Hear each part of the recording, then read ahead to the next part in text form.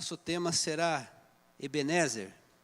Até aqui nos ajudou o Senhor. E eu vou fazer uma tentativa, pela misericórdia de Deus, de neste tema, trazer 3 pontos para que nós possamos levar para a nossa casa. O que é viver um tempo de vitória com Deus? Esse é um ponto. O outro ponto é um coração grato. E o terceiro ponto é a importância. Eu sei que isso é mais específico, mas como nós estamos aí em tempo de algumas mudanças, então é importante que se destaque também a importância da liderança dentro da igreja. Não só para os que lideram, mas para a igreja que promove e levanta seus líderes. Então, tudo isso é importante para que nós possamos olhar para o ano que passou, olhar para o ano que se aproxima. Nós temos e gostamos desse ciclo de fazer planos para cada ano, embora eu tenha visto menos discursos nesse sentido. Acho que está todo mundo receoso ainda com 2022, então os planos são menores. Mas sempre tem essa ideia de que no ano que vem será diferente. Mas como é que pode ser diferente? O que é que devemos fazer, afinal de contas? E já faço também um convite à igreja, de maneira geral, evidente, e em especial aqueles que exercem função de liderança, se puderem e não estiverem em viagem, visitando familiares, que estejam na quarta-feira, última quarta-feira do ano, o último culto de oração do ano, para que a gente possa juntos orar a Deus, agradecendo por tudo o que Ele fez, porque afinal de contas até aqui nos ajudou o Senhor. Amém? Então, abra sua Bíblia no primeiro livro de Samuel, capítulo 7. Nós vamos ler a partir do verso 2 até o 12. Primeiro livro de Samuel, capítulo 7, versos 2 a 12.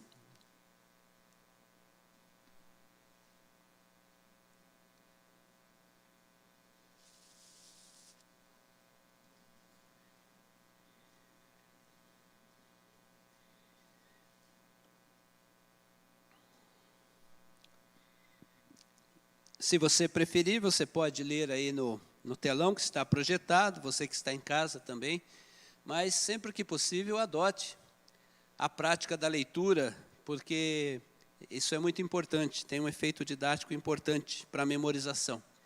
Diz assim a palavra do Senhor: Desde aquele dia, a arca ficou em Kiriat Jearim, e tantos dias se passaram que chegaram a 20 anos.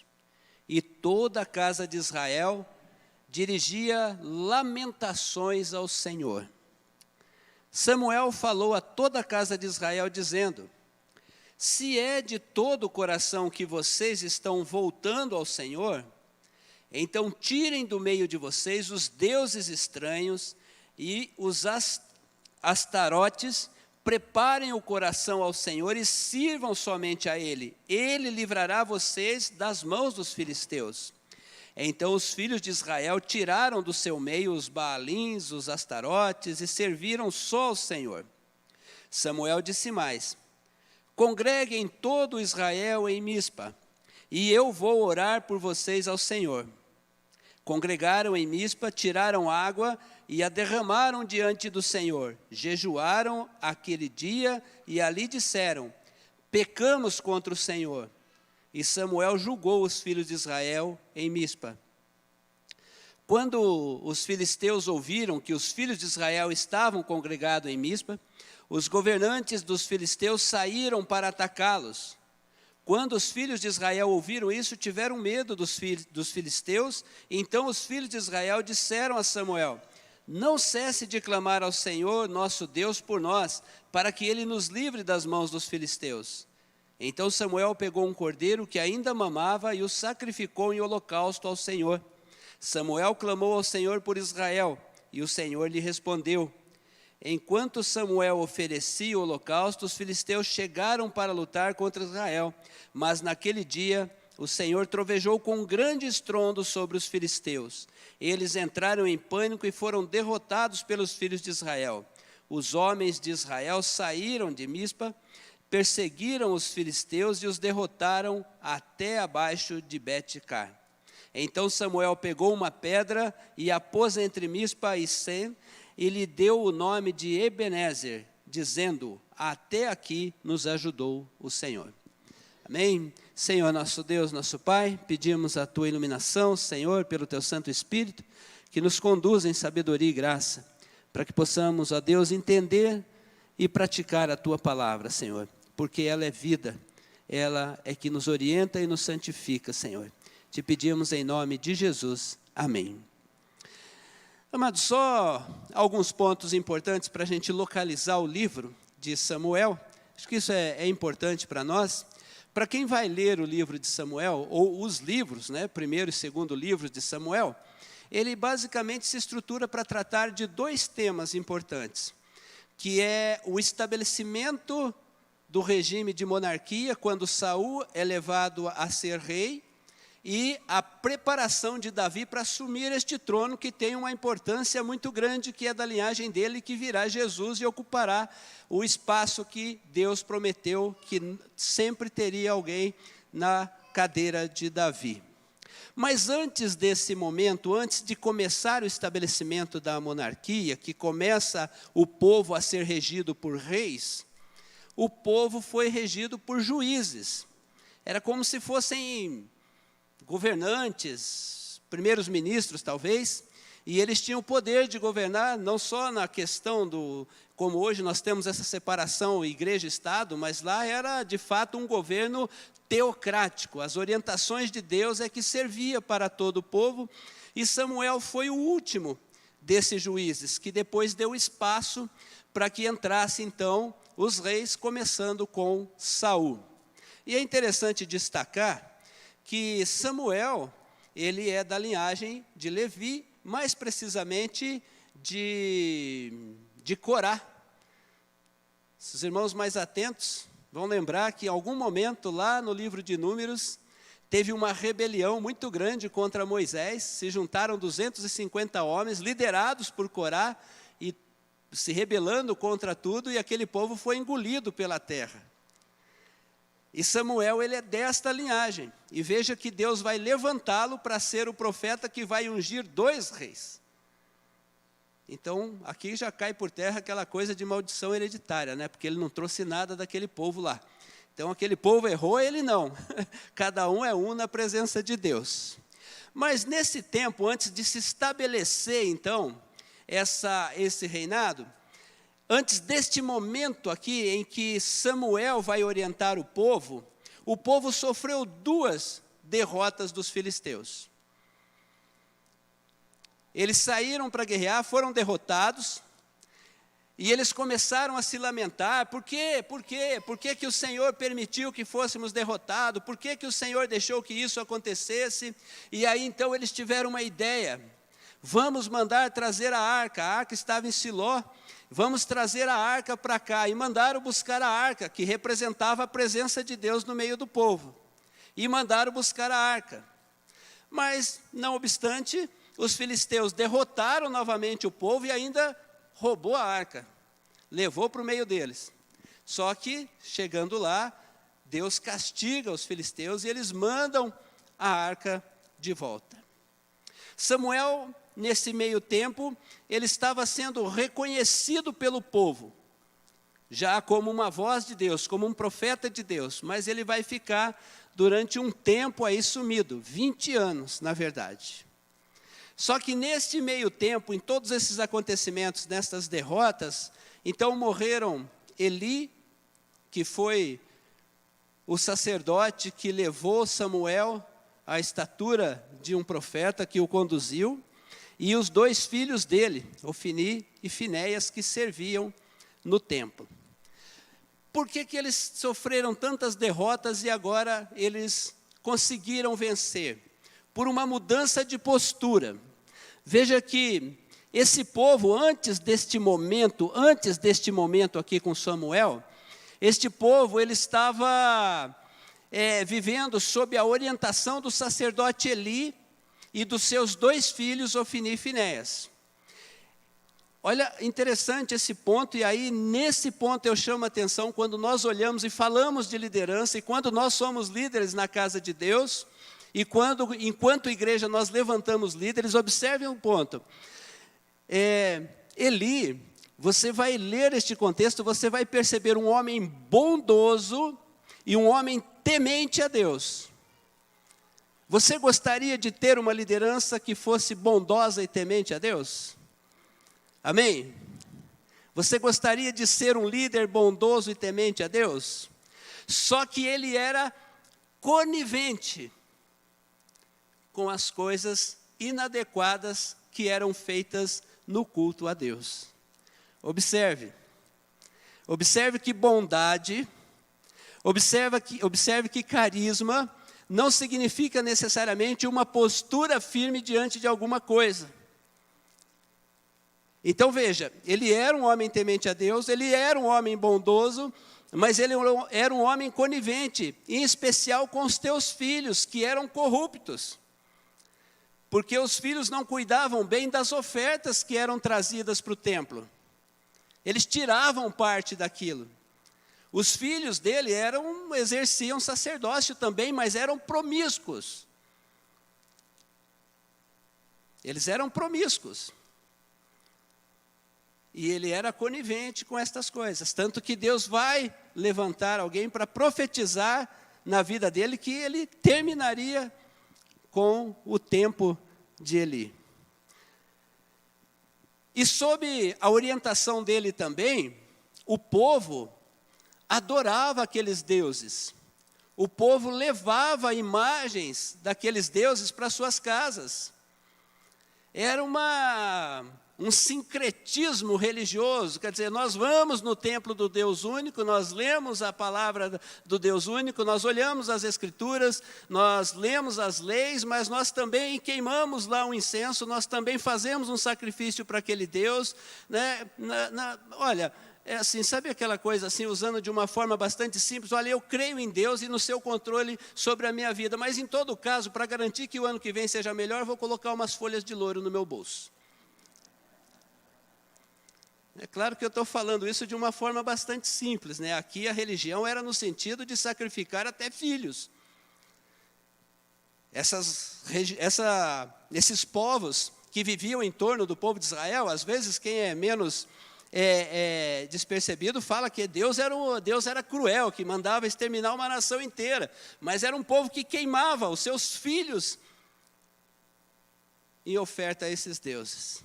E Deus é o dono da criação, Ele faz o que quer. Então esse povo cultuava, os filhos dele eram corruptos. Então qual era o cenário? Um cenário de derrota espiritual. Por que derrota espiritual? Porque toda derrota começa na vida espiritual. Se uma vida está espiritualmente derrotada, todas as outras coisas se caem. Porque há uma angústia, há insatisfação, muda de casa, muda de trabalho, muda de cidade, muda de país, e parece que as coisas não andam. É preciso se reencontrar como ser e com Deus, para que a vida comece a se estabelecer melhor. Então era um cenário bastante difícil, e o povo lamentava sempre a sua derrota. Veja que vai aparecer agora aqui, olha. Desde aquele dia, está dizendo lá, desde da última derrota, perderam a arca, e depois os filisteus devolveram a arca, porque tiveram grandes problemas com isso também. Mas diz assim, olha, desde aquele dia a arca ficou em Quiriate Jearim, e tantos dias se passaram que chegaram a 20 anos, e toda a casa de Israel dirigia lamentações ao Senhor. Olha, observe esse ponto, meus irmãos. Quem de nós não lamenta alguma situação diante de Deus? Todos nós podemos lamentar no momento, por que meu emprego está assim, por que meu casamento está assim, por que meu ministério, por que o bairro, por que o mundo, por que o Brasil, porque a gente pode lamentar de qualquer coisa, em qualquer tempo, em qualquer momento. É muito natural. E esse povo lamentava a sua sorte. Claro, eles estavam submissos aos filisteus. E ser submisso a um povo que o derrotava o outro numa guerra, era pagar tributos, era se submeter a eles, muitas vezes até como servos. Tanto que os próprios filisteus, um tempo antes aqui, quando eles têm medo do povo de Israel, os seus líderes vão dizer o seguinte: olha, não temam, homens, por favor, para que vocês não se tornem servos dos hebreus. Ou seja, perdeu a guerra, perdeu. E eles estavam lá lamentando diante de Deus. Aí se levanta então Samuel. Ele já tinha sua voz reconhecida no meio do povo como um profeta. E aí neste tempo, 20 anos se passaram, então levanta Samuel. E Samuel, observando essa lamentação do povo, e provavelmente ele já ministrava, de menino, ele já ministrava no templo, então ele devia ouvir muitas vezes as pessoas perguntando, reclamando, questionando, dizendo, e aí chega um momento em que ele vai se tornar essa liderança. Eli já não estava mais, Ofni e Finéias já não estava mais, e Deus estabelece Samuel, então, como esta liderança, e ele vai dizer ao povo assim, olha, no verso 3, Samuel falou a toda a casa de Israel, dizendo, se é de todo o coração que vocês estão voltando ao Senhor, então tirem do meio de vocês os deuses estranhos e os astarotes, preparem o coração ao Senhor e sirvam somente a Ele, e Ele livrará vocês das mãos dos filisteus. Irmãos, imagine isto. Glória a Deus, nós estamos terminando um ano, como bem o Fred disse, né? Um ano de 2020 que se estendeu por 2. Então, nós temos um 2020 dobrado aqui, né? Mas como tem que fazer a contagem, então é 2021. Um tempo estranho, nós estamos olhando para frente, nós desejamos coisas novas e nós queremos ver coisas diferentes na nossa vida. Eu vou dizer, olha, com toda segurança, com toda convicção, você pode ser uma pessoa extremamente preparada, inteligente, estabelecer muitas estratégias, fazer uma lista de coisas novas. Olha, a partir do ano que vem, eu vou fazer caminhada, eu vou comer só legumes, eu vou cuidar melhor da minha saúde. Você vai desenhar uma série de coisas, glória a Deus, isso tudo vai trazer algum resultado para a sua vida, e se tiver nesse propósito, vai mesmo. Agora, eu vou dizer uma coisa, se você quiser uma guinada, uma mudança de vida, arranque tudo que não é de Deus da sua vida. Hábitos, costumes,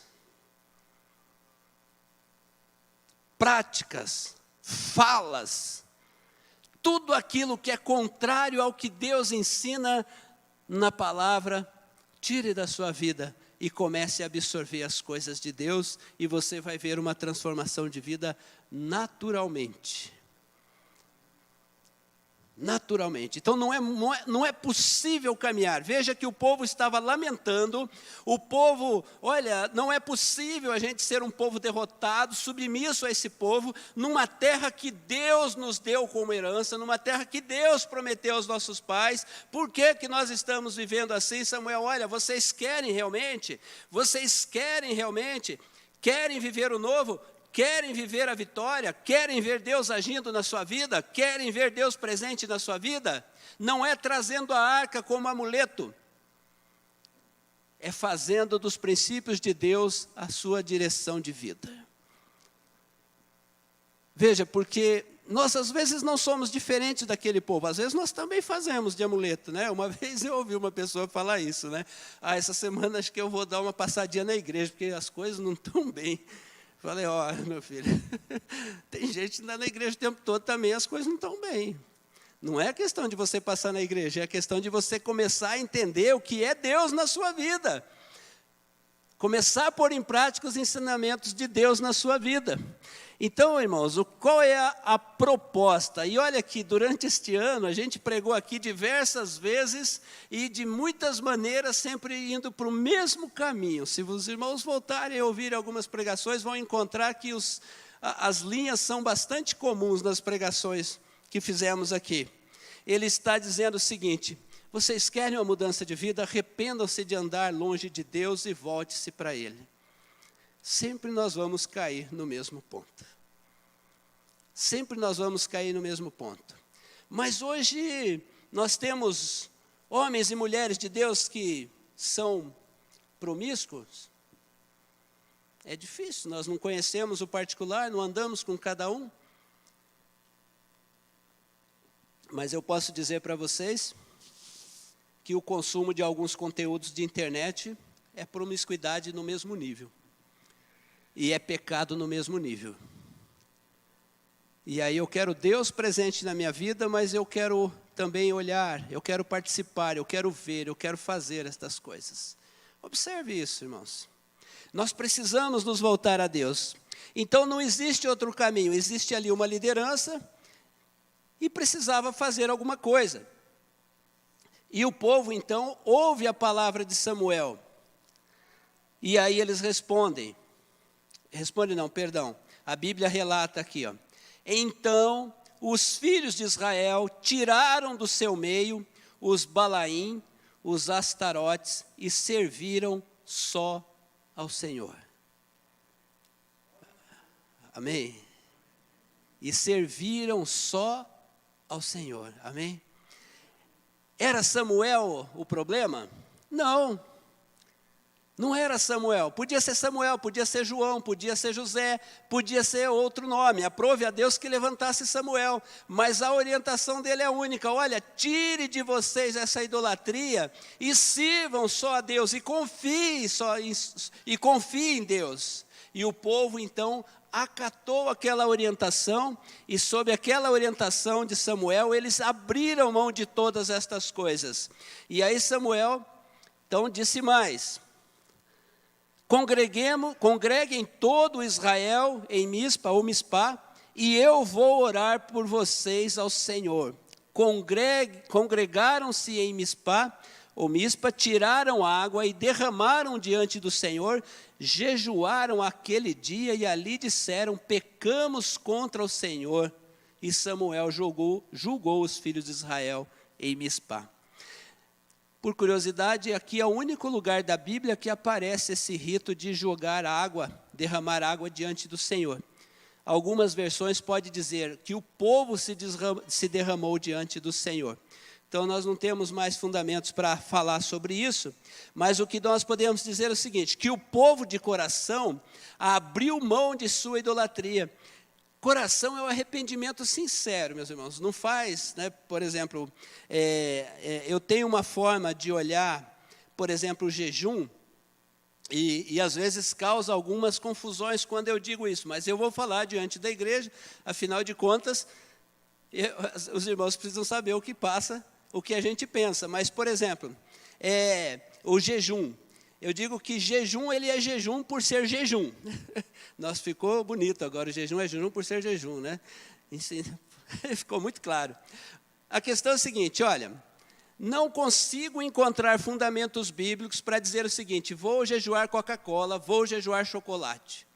Não há fundamentos bíblicos para isso, tá bom? Se você tem uma posição pessoal, tudo bem, mas não tem fundamento bíblico. O jejum é jejum. O jejum é geral, e aí se você tem condições de saúde de fazer, faça. Se não tem condições, reveja. E se você tem condições de fazer por poucas horas, faça. Se você tem condições de fazer por mais horas, faça. Mas o jejum é, sobretudo, se humilhar diante de Deus, é mortificar a carne e se santificar diante de Deus. E durante o seu jejum, você pode orar a Deus por todas as suas necessidades. Agora, eu não faço jejum para trocar com Deus por alguma coisa. Entende? Senhor, eu vou jejuar 12 horas, mas eu quero que o Senhor resolva aquele documento para mim, tá bom? Porque eu não pago, o jejum não é moeda. Jejum não é moeda. O jejum é o seguinte, Senhor, eu sou pecador, eu erro, Senhor, e eu sei que eu erro no meu pensamento, eu erro no meu falar, eu erro no meu agir, Senhor, e eu quero que o Senhor me perdoe, eu quero que o Senhor limpe a minha vida, eu quero que o Senhor purifique a minha vida. Esse é o objetivo do jejum. Esse é o objetivo do jejum. Então, quando ele conclama o povo aqui ao arrependimento, então não é assim, não, vamos fazer o seguinte, vamos tirar os deuses daqui, vamos tirar essas idolatrias, para que o Senhor possa conceder a vitória sobre os filisteus. Não. Ou seja, se a vitória vai acontecer ou não, é um atributo de Deus e da disposição de vocês. Agora, se você quer realmente alcançar essa vitória de Deus, arranque estas coisas da tua vida. Então precisa ser e ter fundamento sincero. Então eles vão se derramar em oração, e aqui não faz a referência à oração, mas jejum e a oração sempre foram juntos, diante de Deus, e confessaram os seus pecados. Aí, meus irmãos, olhando para o ano que vem, para os teus planos de vida, coloque nos teus planos de vida o crescimento espiritual. Mas eu estou bem, eu estou na igreja há muitos anos, eu conheço a Bíblia, eu canto, eu prego, eu oro, mas olha, sempre a gente pode crescer um pouquinho. As disciplinas fundamentais da nossa vida espiritual são leitura e compreensão da palavra, para que a gente possa fazer conforme a palavra, oração, jejum, bondade e caridade. Né? Bondade e caridade são coisas diferentes, tá? Só para deixar isso bem claro. Confessar diante de Deus os meus pecados, juntamente com oração. Confessar diante de Deus. Sabe aquela coisa que você tem agarrado na sua vida, e que você sabe que é um problema, e que só você sabe diante de nós. Diante de Deus é você e Deus, com certeza Ele sabe, porque Ele sabe até os nossos pensamentos. Sabe aquilo que você está agarrado, que você sabe que é errado, que você sabe que agride a santidade de Deus, que é inadequado? Chega uma hora na oração e fala, Senhor, eu faço isso e eu não quero fazer. Expresse, fale, coloque para fora, você e Deus.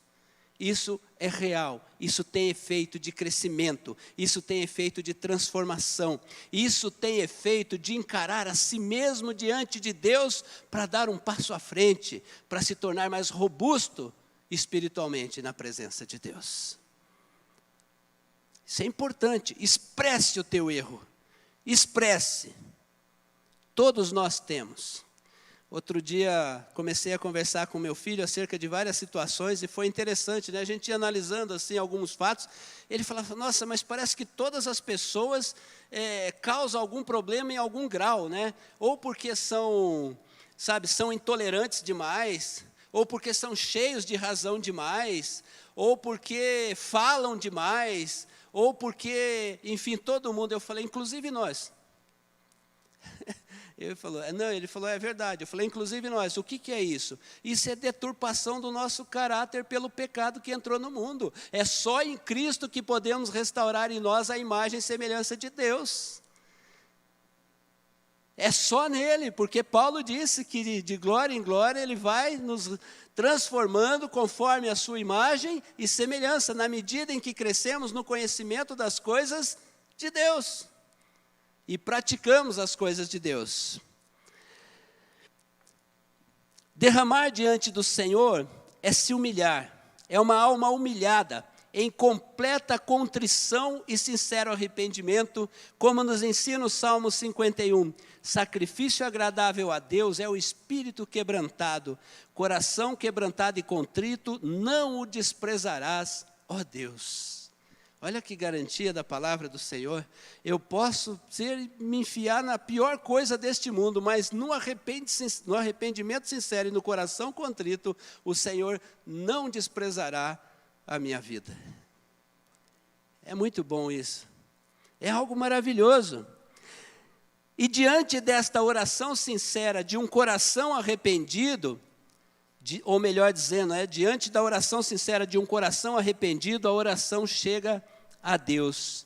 E aí, Samuel, ali nesse caso, é o intercessor do povo, ele vai orar pelos filhos de Israel, e a partir do verso 7 diz assim, olha, quando os filisteus ouviram que os filhos de Israel estavam congregados em Mispá, os governantes dos filisteus saíram para atacá-los. Quando os filhos de Israel ouviram isso, tiveram medo dos filisteus. Olha um fator positivo do medo. Então os filhos de Israel disseram a Samuel: não cesse de clamar ao nosso Senhor, nosso Deus, por nós, para que Ele nos livre das mãos dos filisteus. Então Samuel pegou um cordeiro que ainda mamava e o sacrificou em holocausto ao Senhor. Samuel clamou ao Senhor por Israel e o Senhor lhe respondeu. Enquanto Samuel oferecia o holocausto, os filisteus chegaram para lutar contra Israel. Mas naquele dia o Senhor trovejou com grande estrondo sobre os filisteus. Eles entraram em pânico e foram derrotados pelos filhos de Israel. Meus irmãos, sabe quando você procura caminhar, ninguém de nós vai conseguir a estatura do varão perfeito nesta vida, só quando estivermos adentrando a Jerusalém celestial. Embora o propósito de Deus é sempre trabalhar em nós, seja sempre trabalhar em nós o caráter de Cristo. Mas sabe quando você busca caminhar com Deus, busca caminhar na sua palavra, busca exercer a sua vida espiritual conforme a vontade de Deus, você se torna mais sensível, você vai ouvindo, você vai percebendo pequenos milagres acontecendo na sua vida. E às vezes a gente perde a sensibilidade, sabia? Às vezes a gente entra numa rotina religiosa e a gente perde a sensibilidade das coisas que Deus faz na minha vida. Olha, eu vou contar só por alto aqui, irmãos, mas outro dia eu estou fazendo uma negociação da minha casa e a gente considerou, numa operação que a gente perderia um X valor, mas era mais seguro, Eu falei, puxa, a gente fazendo uma coisa honesta, mas queria que fizesse, que também pudesse ser bom para a gente. Mas olha, se Deus está nesse negócio, vamos tocar. Se é da vontade de Deus, vamos fazer. A gente tem orado, a gente que eu digo, eu e minha esposa, conversado, orado, falado, tal, e fizemos. E depois, numa outra situação, Deus retribuiu tudo aquilo para a gente. Sabe, coisas que você não está ali, meu Deus, mas você sabe que Deus está interferindo na sua vida, na sua história, te ajudando, porque você está caminhando com Ele. Perfeição não dá, mas pelo menos buscando exercer minimamente as disciplinas espirituais que Ele estabeleceu para nós, de não adorar outros deuses, de arrancar as idolatrias da nossa vida, de confiar no Senhor, de meditar na sua palavra, de orar, de falar com Ele, de fazer com que a nossa vida, de alguma forma, em algum grau, seja de fato um foco de luz de Cristo neste mundo. E Cristo vai trabalhando na sua vida. Você crê nisso ou não? Se você observar nesses 2 anos aí, que vai ficar marcado na história, os mais jovens aqui vão conhecer os bisnetos e eles vão estar lendo isso no livro de história e ele vai contar porque esteve vivendo este momento. Olhe para trás, veja se Deus não agiu no momento certo na sua vida. Se você observar, tem muito o que agradecer a Deus. Tem muita coisa que Deus fez na sua vida que talvez você não tenha nem computado como um favor de Deus, mas foi a presença dEle, pode ter certeza disso. E a gente não pode perder essa sensibilidade. Deus foi a vitória do povo fiel. Amém? Eu vou repetir. O povo de Israel, mas Deus foi a vitória do povo fiel, não é do povo corintiano, tá? É do povo fiel a Ele, amém? Deus foi a vitória do povo fiel, torre forte é o nome do Senhor, o justo corre para ela e está seguro. E aí então acontece este momento aqui, vale lembrar que o povo de Israel, no primeiro confronto lá com os filisteus, eles foram se acampar num lugar chamado Ebenezer, mas aquilo se trata de um lugar. Neste momento aqui, Samuel está fazendo um memorial. Verso 12 diz, então Samuel pegou uma pedra e pôs entre Mispa e Sem e lhe deu o nome de Ebenezer, dizendo: até aqui o Senhor, até aqui nos ajudou o Senhor. Meus amados, gratidão é um dom muito presente no coração do servo de Deus. Não há servo de Deus que não tenha gratidão no coração. É impossível. Gratidão precisa ser presente na nossa vida, em especial em relação a Deus. Foi como gostaríamos? Não sei, mas até aqui o Senhor nos ajudou. Amém? E o futuro? É interessante porque da primeira vez que eu li esse termo, eu fiquei até aqui.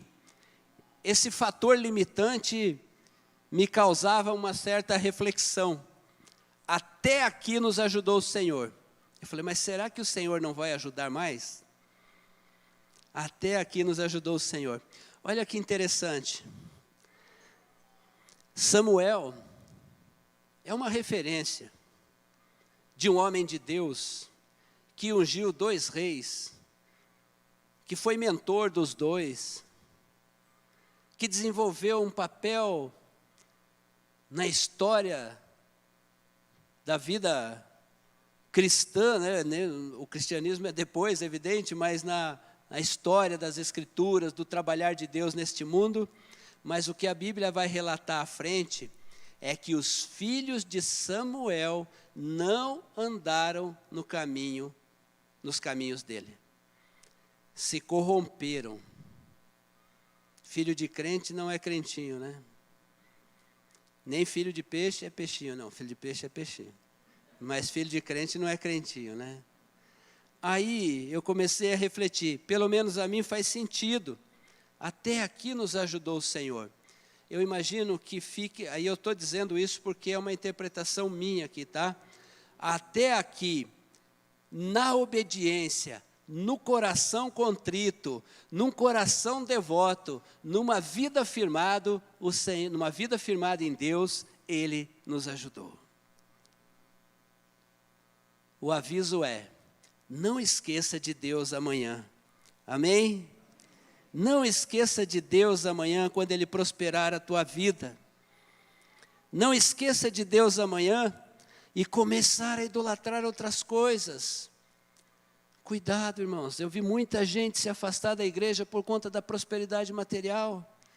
Começou a ter muita coisa para fazer, muitas coisas, é bom, glória a Deus, tem recurso, vai, aproveite, mas entre escolher Deus, verifique, não deixe que a sua prioridade se mude. Mas a idolatria são só os santos lá da parede? Não, tem pessoas que idolatram filhos, tem casais que se idolatram, tem pessoas que idolatram seus bens, tem pessoas que idolatram novela. Eu já conheci gente assim. Gente, ele desmarca olha, ele mexe o mundo, mas ele não deixa que a agenda comprometa o tempo da novela. Já viu isso? Não. A novela eu não vou perder. Agora não é novela, agora é série. Mas série é bom porque você pode assistir qualquer horário.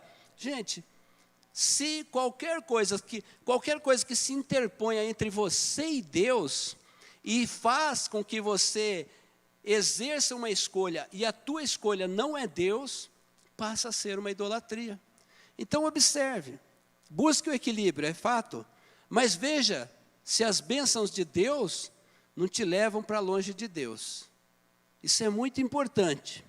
Então, fechando, o que a gente tem que entender, meus irmãos? E aí, para a gente terminar aqui.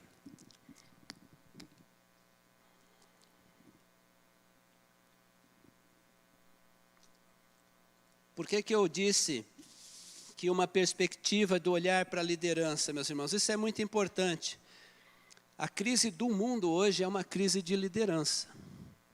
A crise das igrejas tem sido crise de liderança. E não é diferente em qualquer ambiente. E nós precisamos olhar porque nós temos que ser vigilantes. Porque, eu repito, olha, Eli era carismático, era bondoso, ele poderia ser dito que era o paizão. mas era extremamente conivente com aquilo que não deveria e permitiu que o povo fosse derrotado por não ser rigoroso no cumprimento das coisas de Deus. Samuel talvez tivesse uma natureza um pouco mais rigorosa, mas levou o povo no caminho de Deus. Então, sob uma liderança conivente e omissa com as coisas de Deus, o povo perece. Então, observe, líderes do Senhor, você que é líder, você que quer se tornar líder, você que vota aqui para levantar líderes, observe isso, é preciso ter compromisso, acima de tudo, com as coisas de Deus. O compromisso maior precisa ser com o Evangelho de Cristo. Cristo é a manifestação de Deus. Nós ouvimos a mensagem hoje de manhã. Agora, sob a orientação de um servo fiel, o povo renuncia aos caminhos errados e se volta para Deus e se reencontra com a vitória que Deus concede. Sobre uma liderança fiel, o povo sai vitorioso e faz um memorial de gratidão a Deus. Só que lá, o povo tinha Samuel, que intercedeu e que sacrificou o cordeiro. Nós somos diferentes daquele povo. Graças a Deus, temos vantagem em relação a eles. Deus levantou Samuel para estar lá. Para nós temos a presença de Cristo em nós. O cordeiro que se sacrificou, o cordeiro que foi sacrificado para cobrir, para tirar, para limpar os nossos pecados, o cordeiro que abriu o caminho de volta a Deus, o cordeiro que rasgou o véu, o cordeiro que é o caminho, a verdade e a vida, o cordeiro que intercede por nós, o cordeiro que está à direita do Pai para interceder todas as vezes que errarmos o nosso caminho.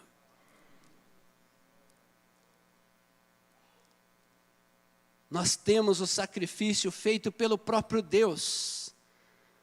O sacrifício que Samuel foi fazer lá, o próprio Deus encarnado se tornou em sacrifício para que hoje pudéssemos voltar a Deus. Mas nós precisamos voltar, porque enquanto há tempo, porque haverá um dia que não dará mais.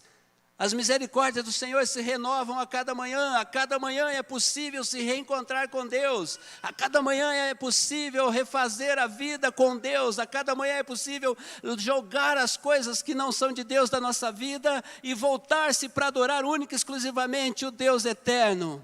Mas um dia essas misericórdias não vão se renovar, porque Ele terá cumprido o seu tempo e recolherá com Ele aqueles que são dele. Por isso, enquanto é tempo, volte e que sejamos hoje gratos a Deus, porque até aqui Ele nos ajudou. Amém? Mas não esqueça dele amanhã. Não esqueça dele no ano que vem. Não esqueça dele quando tudo ficar bom. Se aproxime do Senhor. Se aproxime do Senhor, meus irmãos. E como é bom ler, se deleitar nas palavras de Cristo no Evangelho, nos Evangelhos, né? Nos Evangelhos eu me refiro aos 4 Evangelhos. Como é bom entender os ensinamentos de Deus. Como é bom você tomar uma decisão e observando que a palavra orienta neste sentido. Como é bom você pensar que no momento em que você talvez esteja indeciso, sem saber para onde andar, você ora e Deus de alguma forma esclarece o teu caminho. Deus continua sendo Deus, meus irmãos. Deus continua sendo Deus, não deixa esfriar esse amor, essa fé no seu coração. Deus continua se revelando, Deus continua se apresentando, Deus continua movendo a história, Deus continua controlando a tua história. Mas não perca de vista os princípios que Ele tem nos dado. Amém? Vamos orar? Deus eterno, obrigado, Senhor, por este dia, por Tua palavra, Senhor, que nos ensina, por Tua palavra que nos conduz pelos Teus caminhos. Sobretudo, nos fortaleça, Senhor, pelo Teu Santo Espírito, para que possamos, ó Deus, ser cumpridores da Tua palavra, de vivermos para o Senhor, de cumprir aquilo que é a Tua vontade, porque a Tua vontade é o nosso bem, a Tua vontade é a restauração de vida, a Tua vontade é o perdão, a Tua vontade é uma vida na Sua presença, a Tua vontade representa aquilo Deus, de melhor para a vida de cada um de nós. Quando obedecemos a Tua palavra, estamos fazendo o melhor para nós mesmos, Senhor, porque tudo que o Senhor faz é por amor a nós. Muito obrigado, Senhor, por isso, e que o Senhor nos fortaleça e nos conduza, Senhor, a viver plenamente a Tua palavra. Nós te pedimos isso em nome de Jesus. Amém.